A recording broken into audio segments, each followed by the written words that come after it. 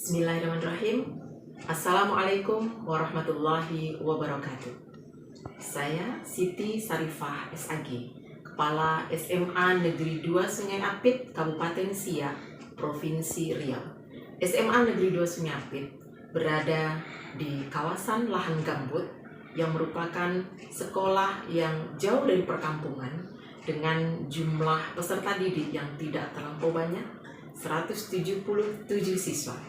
Namun dengan kondisi yang ada tidak menyurutkan semangat dari Bapak Ibu guru untuk terus memberikan impian yang besar, memberikan pembelajaran yang terbaik kepada seluruh peserta didik.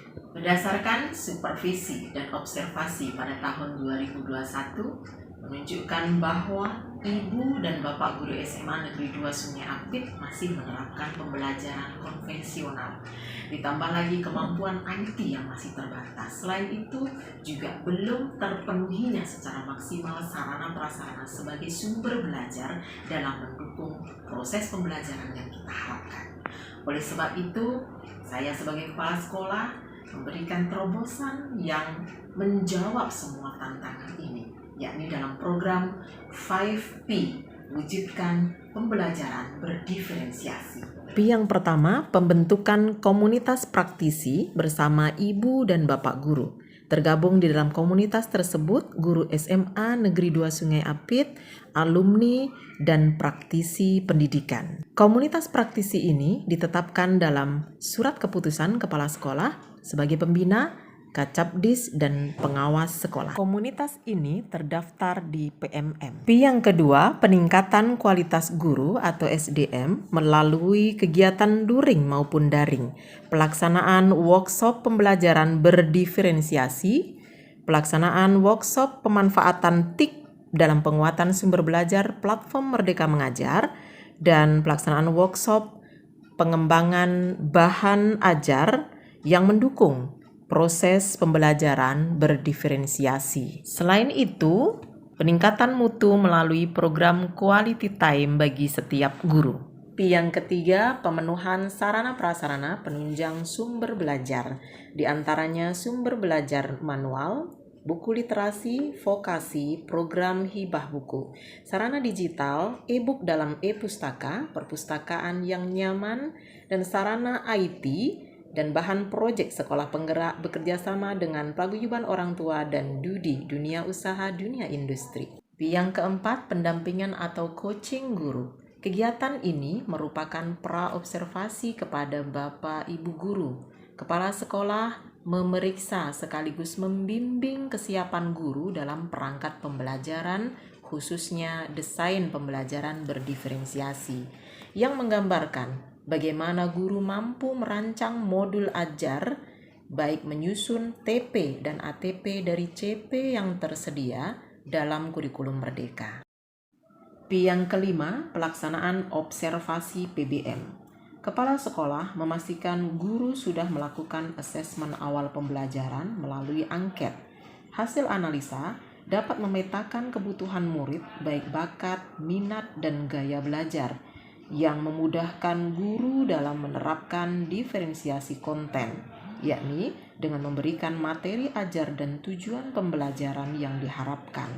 Dalam diferensiasi proses, terlihat dengan jelas murid di dalam kelompok mampu mengeksplor materi pembelajaran sesuai dengan kebutuhan minat, bakat, dan gaya belajar murid di dalam kelas. Dan pada observasi tahap akhir, murid mampu menghasilkan berbagai produk pembelajaran dan mempresentasikannya dengan maksimal sebagai wujud tercapainya dimensi profil pelajar Pancasila.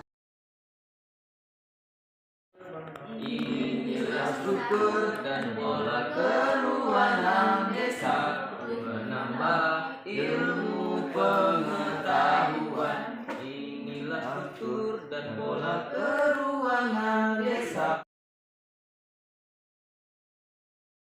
Sebutkan unsur-unsur desa. Unsur desa yang pertama adanya penduduk, adanya kehidupan, dan adanya desa swadaya, desa yang belum berkembang. Kedua, desa swakarya, Assalamualaikum warahmatullahi wabarakatuh. Kami dari kelompok praktek. Pada kali ini struktur ruang terbagi menjadi 3 teori. Dapat kita lihat sama-sama, yaitu teori konsentral. Kami akan mempresentasikan hasil kerja serta diskusi kami. Perawatan terbagi menjadi 4 macam.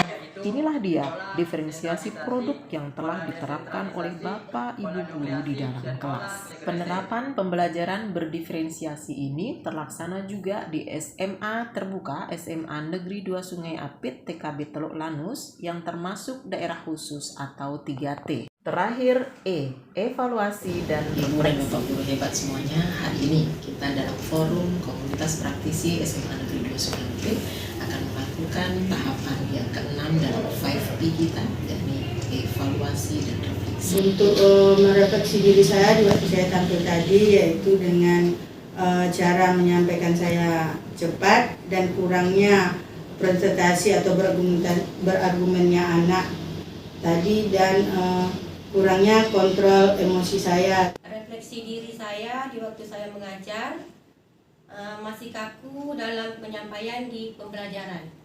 Adapun refleksi diri saya pada saat mengajar di kelas terkait pembelajaran yang dilaksanakan sudah cukup bagus, yakni pembelajaran berdiferensiasi, Bu. Dan untuk kekurangannya bagi saya sendiri, kurangnya bahan ataupun sarana yang belum terpenuhi untuk menunjang pembelajaran kita di kelas. Untuk permasalahan yang dihadapi oleh Ibu ini tadi, kalau untuk kecepatan dalam mengajar itu, menurut saya Bu Rini bisa lebih santai saja dalam belajar. Dan yang kedua, supaya anak itu lebih kritis lagi, mungkin Bu Rini bisa memberikan contoh-contoh kasus dalam kehidupan dia sehari-hari agar dia lebih bisa berargumen, bisa berpikir, karena kasus tersebut dekat dengan diri dia. Bapak Ibu hebat SMA Negeri 2 Sungai Apit, dalam forum komunitas praktisi kita sudah mendengar semua umpan balik dan saran dari Bapak Ibu untuk Bapak Ibu guru yang kita observasi.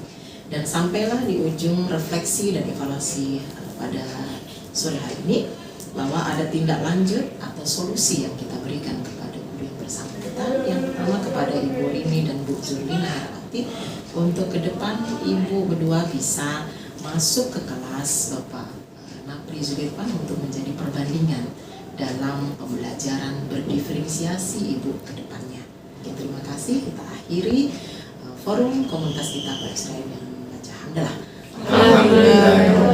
Terima kasih, selalu semangat dan salam bahagia untuk kita semua. Assalamualaikum warahmatullahi wabarakatuh. Waalaikumsalam. Assalamualaikum warahmatullahi wabarakatuh. Kapal dan kita pastikan sekaligus bincang-bincang khususnya pada penerapan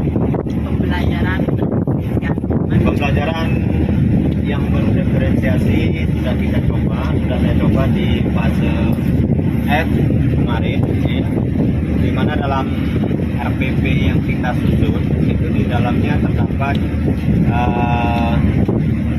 kelompok kemampuan level anak sesuai dengan asesmen awal pembelajaran. Dengan adanya proses pembelajaran berdiferensiasi ini, kami menjadi lebih semangat dalam proses pembelajaran kami karena menyangkut dengan minat, bakat, dan gaya belajar yang kami inginkan. Dengan adanya pembelajaran berdiferensiasi, saya lebih memahami minat dan cara belajar siswa serta dapat menumbuhkan semangat siswa dalam belajar. Ibu dan Bapak guru hebat, demikianlah program 5P yang kita telah terapkan di satuan pendidikan kita SMA Negeri 2 Sungai Apit ternyata mampu mewujudkan pembelajaran berdiferensiasi bagi Bapak Ibu di dalam kelas. Di mana pembelajaran berdiferensiasi mencerminkan teaching at the right level yang mengakomodir kebutuhan murid dengan karakteristik murid yang berbeda-beda. Demikianlah program 5P yang kita terapkan di SMA Negeri 2 Sungai Apit, yakni pertama, pembentukan komunitas praktisi, peningkatan sumber daya manusia, pemenuhan sumber belajar sebagai sarana prasarana, kemudian pendampingan atau coaching, dan pelaksanaan proses belajar mengajar di dalam kelas, dan yang terakhir adalah evaluasi dan refleksi.